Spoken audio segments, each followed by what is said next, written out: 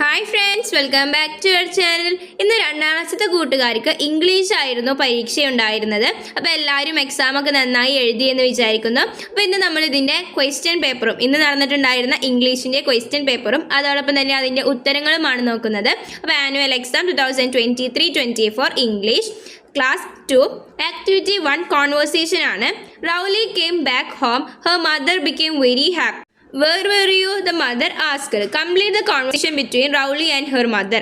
അപ്പോൾ റൗലിയും അതുപോലെ തന്നെ അവൻ്റെ അമ്മയും തമ്മിലുള്ള കോൺവെർസേഷൻ സംഭാഷണം നമ്മളോട് പൂർത്തീകരിക്കാനാണ് പറഞ്ഞിട്ടുണ്ടായിരുന്നത്. അപ്പോൾ അവിടെ കൊടുത്തിട്ടുണ്ട് the conversation between Rowley and her mother. അപ്പോൾ റൗലിയും അവൻ്റെ അമ്മയും തമ്മിലുള്ള സംഭാഷണമാണ്. അപ്പോൾ മദർ ചോദിക്കുകയാണ് വേർ വേർ യു, നീ എവിടെയായിരുന്നു? അപ്പോൾ എന്താണ് റൗലി പറയുക, I am went to my first flight. അപ്പോൾ മദർ ചോദിക്കുകയാണ് who gave you the glasses and that. അപ്പോൾ ആരാണ് നിനക്ക് ഗ്ലാസസും ഹാറ്റും അതായത് തൊപ്പിയും തന്നത്? അപ്പോൾ റൗലി എന്താ പറയുന്നത്, മൈ ന്യൂ ഫ്രണ്ട് മൗസ്. അപ്പോൾ mother wow you are beautiful. അപ്പോൾ അങ്ങനെ നമുക്ക് ആ കോൺവെർസേഷൻ എഴുതാവുന്നതാണ്. ഇനി ആക്ടിവിറ്റി 2 ഡിസ്ക്രിപ്ഷൻ ആണ്. Lizzy and Sam went to a garden, describe the picture. അപ്പോൾ ലിസിയും അതുപോലെ തന്നെ സാമും എന്താണ് ഒരു പൂന്തോട്ടത്തിലേക്ക് പോവുകയാണ്. അവിടെയുള്ള പിക്ചർ ഡിസ്ക്രൈബ് ചെയ്യാനാണ് പറഞ്ഞിട്ടുള്ളത്. അപ്പോൾ നമുക്കതിൽ എന്തൊക്കെയാണ് കാണുന്നത് അതെല്ലാം നമുക്ക് വാക്യ രൂപത്തിൽ അതായത് ഒരു സെൻറ്റൻസ് ആയിട്ട് അവിടെ എഴുതി കൊടുക്കാനാണ് പറഞ്ഞിട്ടുള്ളത്. അപ്പോൾ നമുക്ക് എഴുതി നോക്കാം.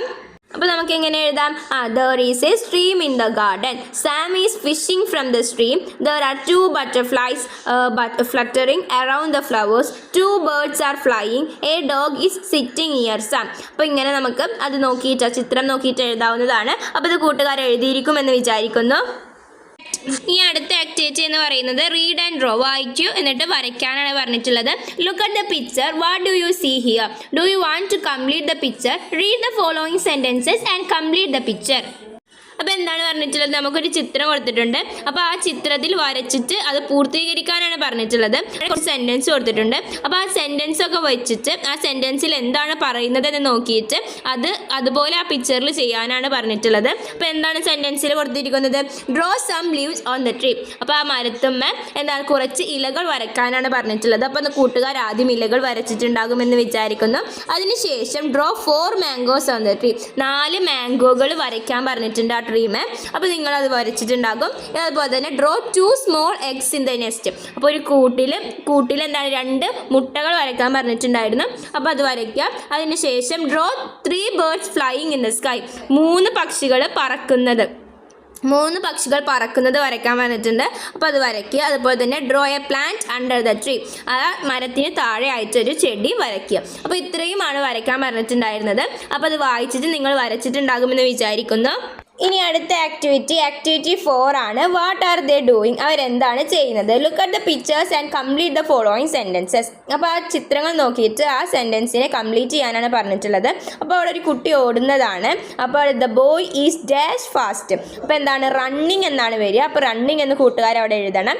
അതുപോലെ തന്നെ മങ്കി, അവിടെ ഒരു കുരങ്ങൻ്റെ ചിത്രം കൊടുത്തിട്ടുണ്ട്. അത് മരത്തിൽ കയറുന്നതാണ് കൊടുത്തിരിക്കുന്നത്. അപ്പോൾ എന്താ, the monkey is dash on A tree, എന്താ climbing on A tree.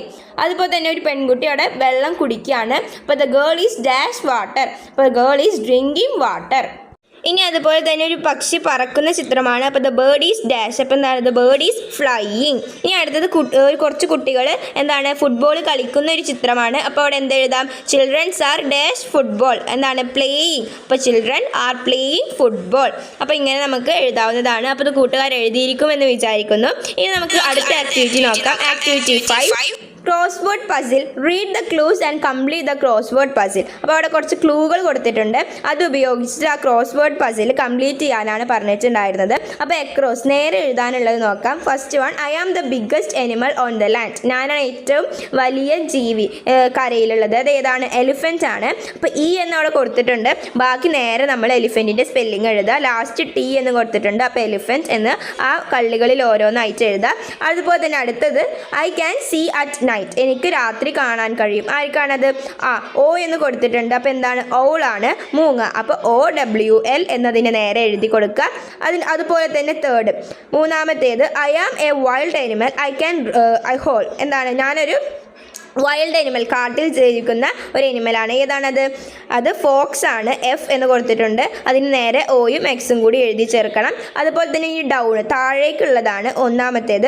I am the king of the forest. ഞാൻ കാട്ടിലെ രാജാവാണ്. ആരാണത്? അത് ലയൺ ആണ്. അപ്പോൾ താഴേക്ക് ലയൺ എന്ന് എഴുതി കൊടുക്കുക. അവിടെ ഓ എന്ന് കൊടുത്തിട്ടുണ്ട്. ബാക്കി എല്ലും ഐയും എന്നുമാണ് എഴുതേണ്ടത്. അതുപോലെ തന്നെ രണ്ടാമത്തേത് I have a long neck, I am very tall. ആരാണ്? ജിറാഫാണ്. അപ്പോൾ ജിറാഫ് എന്ന് എഴുതി കൊടുക്കുക. അപ്പോൾ ഇത്രയും ആക്ടിവിറ്റി ആയിരുന്നു ഇന്ന് നടന്നിട്ടുണ്ടായിരുന്ന എക്സാമിന് ഉണ്ടായിരുന്നത്. അപ്പോൾ എല്ലാവർക്കും എക്സാമൊക്കെ എളുപ്പമായിരുന്നു എന്ന് വിചാരിക്കുന്നു. അതുപോലെ തന്നെ ഈ വീഡിയോ നിങ്ങൾക്ക് യൂസ്ഫുൾ ആയി എന്ന് വിചാരിക്കുന്നു. Thanks for watching.